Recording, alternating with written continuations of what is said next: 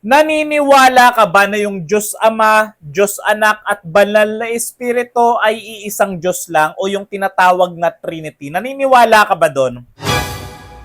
Kasi ito yung question number 3 natin eh. Totoo ba o naniniwala ka ba sa tinatawag na Trinity? Yung tipong Diyos Ama, Diyos Anak at Banal na Espiritu ay tatlong persona pero iisang Diyos lang. Naniniwala ka ba doon? Kasi marami rin namang nagsasabi na tatlong persona sila o tatlong Diyos sila na magkakahiwalay. Pero lahat sila Diyos, okay? Magkakaibang anyo lang. May mga nagsasabi rin naman na si Jesus Christ ay nilikha lang ng Diyos Ama. Hindi siya equal ng Diyos Ama. Diba si Jesus Christ, ganon.